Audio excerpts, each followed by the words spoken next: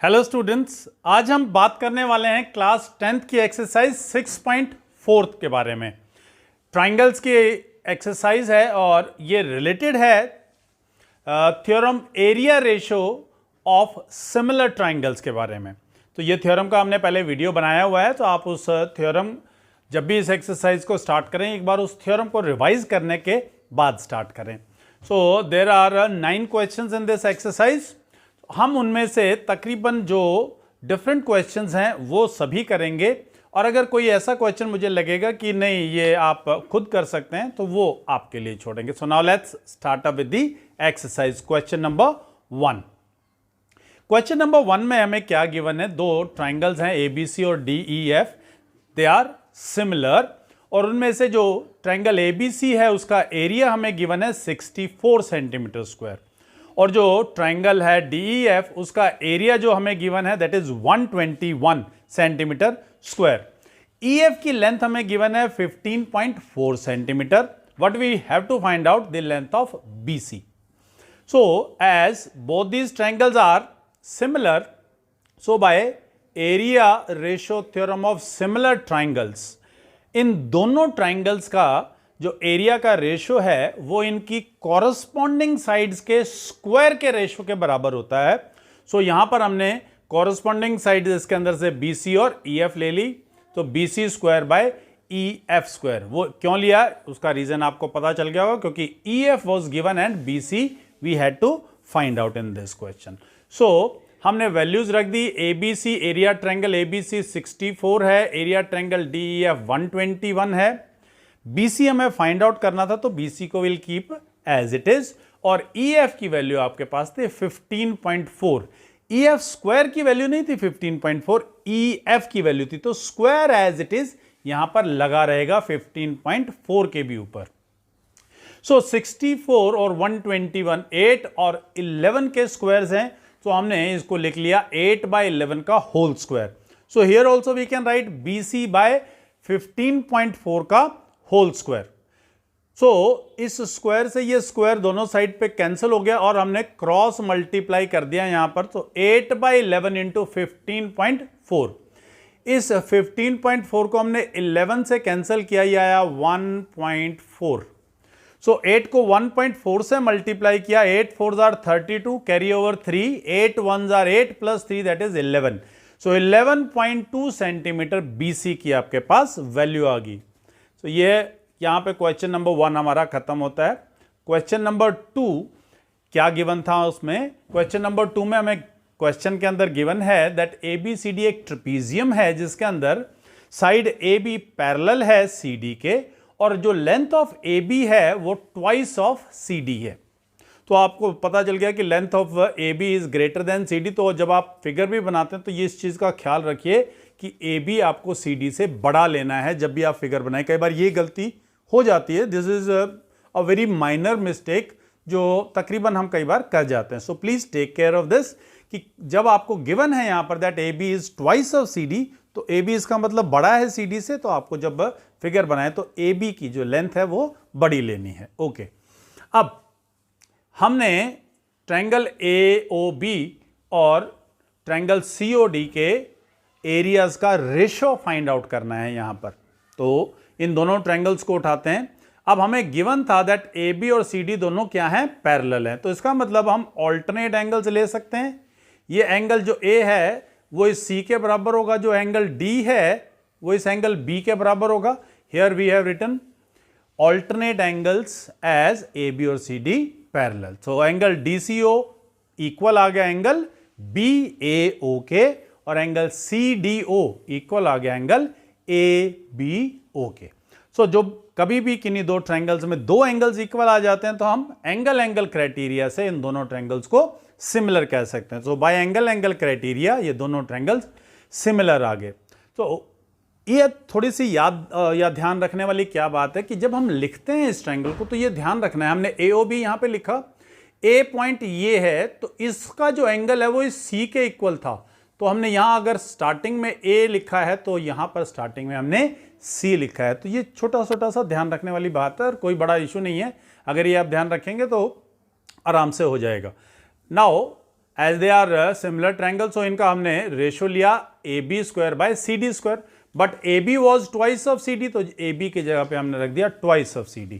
इसका स्क्वायर करेंगे 2 का स्क्वायर आ गया 4, CD स्क्वायर से CD स्क्वायर हमने कैंसिल कर दिया, ये आ गया 4/1 मीन्स 4:1। तो ये हो गया आपके पास question number second. Now let's move to question number 3।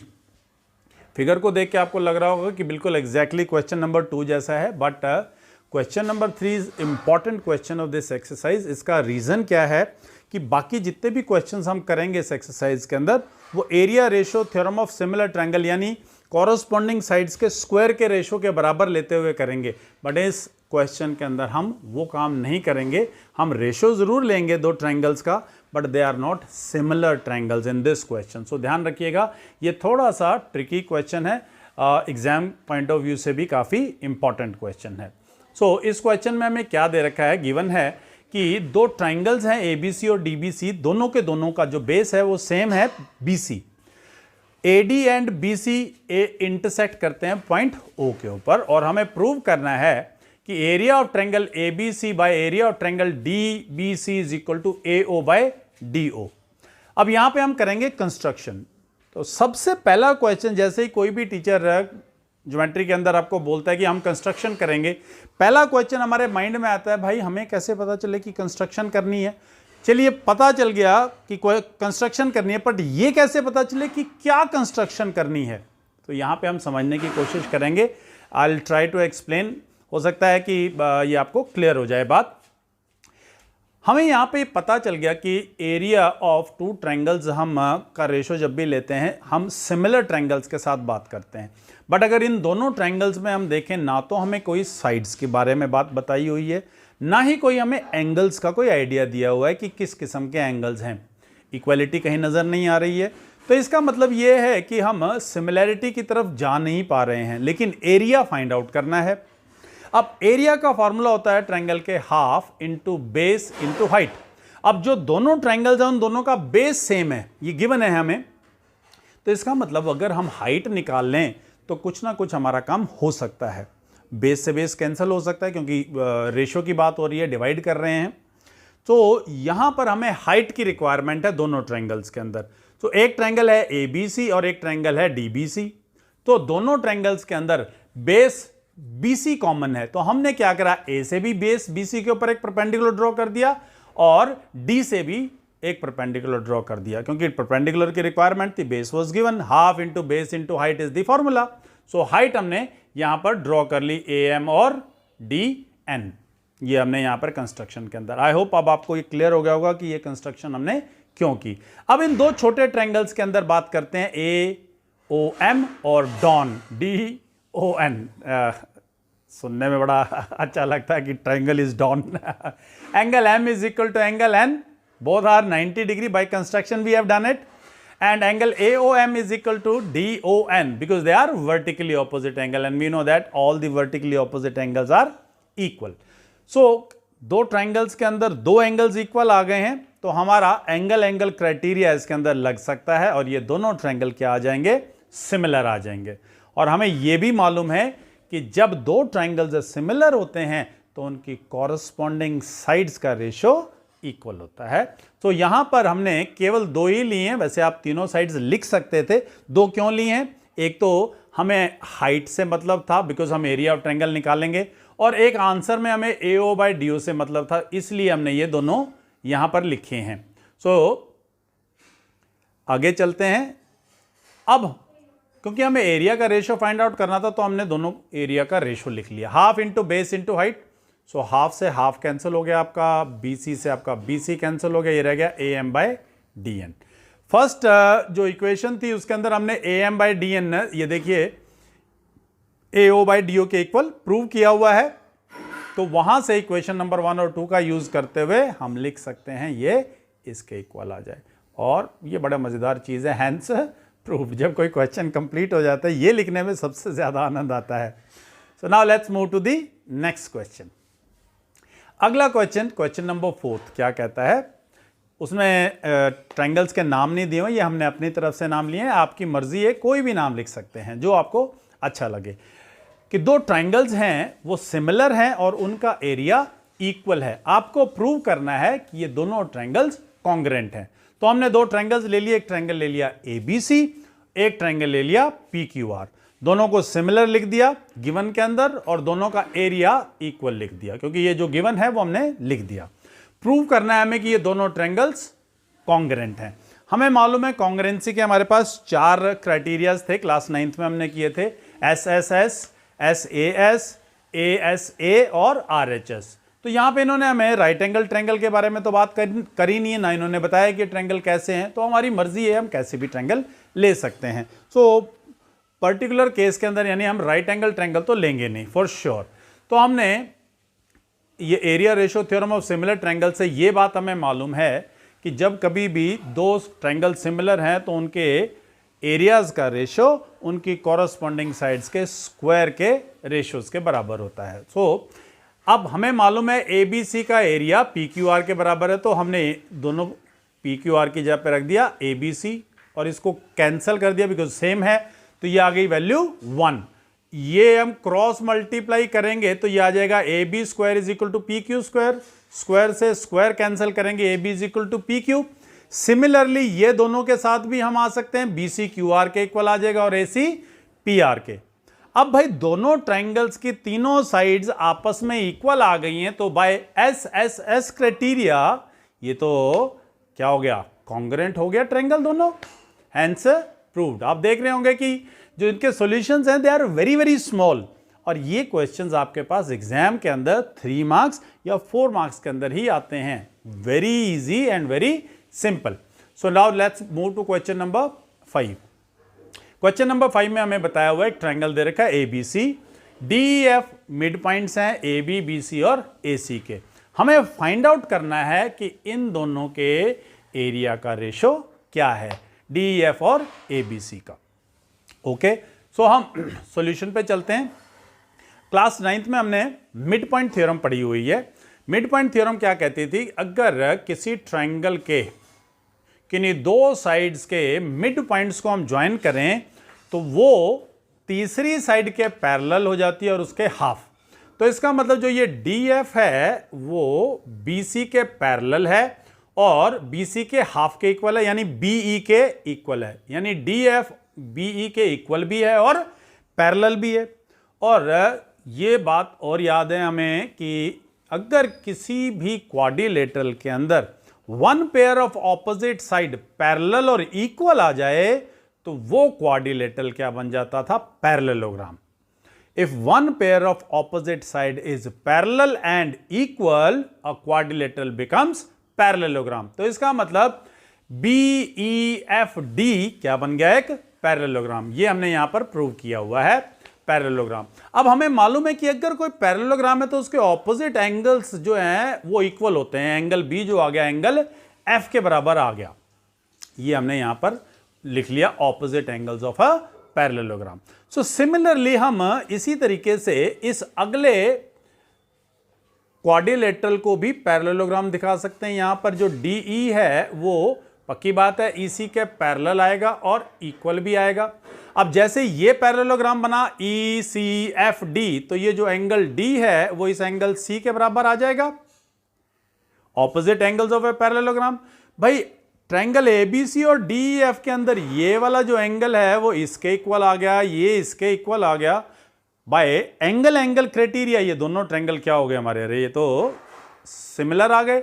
Similar आने का बेनिफिट उठाएंगे। हमें मालूम है कि अगर कोई दो ट्रायंगल सिमिलर आ जाएं तो उनके एरियाज का रेशो उनकी कॉरस्पॉन्डिंग साइड्स के स्क्वायर के रेशो के बराबर है। तो यहां पर EF का स्क्वायर बाय AB का स्क्वायर, लेकिन EF जो है वो हाफ ऑफ AB था, हमने प्रूव किया बाय मिड पॉइंट थ्योरम। सो ये आ गया 1/4 AB स्क्वायर से हमने AB स्क्वायर कैंसिल कर दिया, ये आ गया 1/4 मीन्स रेशो आ गया 1:4। सो आई एम होपफुल कि आपको अभी तक सारे क्वेश्चंस क्लैरिटी से समझ में आ रहे होंगे। अब आप सोच रहे होंगे क्वेश्चन नंबर 6 नहीं कराया, भाई क्वेश्चन नंबर 7 पे पहुंच गए स्ट्रेट। क्वेश्चन नंबर 6 जो है, जो आपने एरिया रेशियो थ्योरम की थी, it is exactly the same. सिर्फ आपको एक कंस्ट्रक्शन करनी है कि दोनों ट्रायंगल्स के अंदर एक एक मीडियन और बनाना है। और वो जो छोटा मीडियन बनाने के साथ जो छोटे ट्रायंगल्स आएंगे उन दोनों को सिमिलर दिखा देंगे, तो उनका रेशो साइड्स के रेशोज के बराबर आ जाएगा। और लास्ट में आप लिख सकते हैं कि उन दोनों ट्रायंगल्स का जो एरिया का रेशो है वो उनकी कॉरस्पॉन्डिंग मीडियंस के स्क्वायर के रेशो के इक्वल है। सो आप करके देखिएगा। अगर कोई प्रॉब्लम आती है तो please you can write me in my comment box, I can make a question on that also. मैं उस क्वेश्चन के लिए आपके लिए वीडियो और बना देंगे, don't worry about it, but I am hopeful that you will be able to solve that question. So now let's move to question number 7। Question number 7 में कह रहा है कि अगर एक ट्रायंगल किसी स्क्वायर की साइड पे बना है, इक्विलेटरल ट्रायंगल, और एक इक्विलेटरल ट्रायंगल बना है उसी स्क्वायर के डायगोनल के ऊपर, तो प्रूव करो जो साइड के ऊपर स्क्वायर की साइड के ऊपर जो इक्विलेटरल ट्रायंगल बना है उसका एरिया हाफ होगा area of the triangle equilateral triangle जो कि उसके डायगोनल के ऊपर बना हुआ है। तो यहां पर हमने ABCD एक स्क्वायर ले लिया और उसकी साइड ले ली A, स्मॉल a उसके लेंथ के बराबर। अब यहां पर ये जो ट्रायंगल है इक्विलेटरल ट्रायंगल है, ये तो हमने बना दिया इस की साइड के ऊपर, और ये जो ये वाला इक्विलेटरल ट्रायंगल है DEB, ये बना दिया हमने इसके डायगोनल के ऊपर। बोथ आर इक्विलेटरल ट्रायंगल, यानी इसके दोनों ट्रायंगल्स के तीनों एंगल्स 60 डिग्री के हैं, तो ऑटोमेटिकली ये दोनों ट्रायंगल्स आपस में सिमिलर तो हो ही गए। अब हमने ट्रायंगल DBC उठाया। अब ये राइट एंगल ट्रायंगल है, सभी को मालूम है कि 90 डिग्री के एंगल होते हैं सभी राइट एंगल्स, जो भी स्क्वायर है उसके सारे जो वर्टिसेस हैं उन सभी वर्टिसेस के ऊपर 90 डिग्री के एंगल बनते हैं। सो हमने यहाँ पर पाइथागोरस थ्योरम का यूज किया, DB square is equal to CD square plus BC square. अब CD और BC sides of the square हैं तो इक्वल होंगे, दोनों A के इक्वल ले लिए, A square plus A square, तो ये हो गया आपके पास ट्वाइस ऑफ A स्क्वायर। अब हमने DB जो है वो आ गया आपके पास √2A, स्क्वायर हटाऊंगा तो 2 का ऊपर अंडर रूट लगा तो √2, A स्क्वायर के ऊपर अंडर रूट लगा तो स्क्वायर से अंडर रूट कैंसिल हो गया। और ये दोनों ट्रायंगल मैंने बताया सिमिलर है। क्यों सिमिलर है? बिकॉज एंगल 60 डिग्री के हैं इसके। सो बाय एंगल क्राइटेरिया ये दोनों ट्रायंगल आपस में सिमिलर हैं।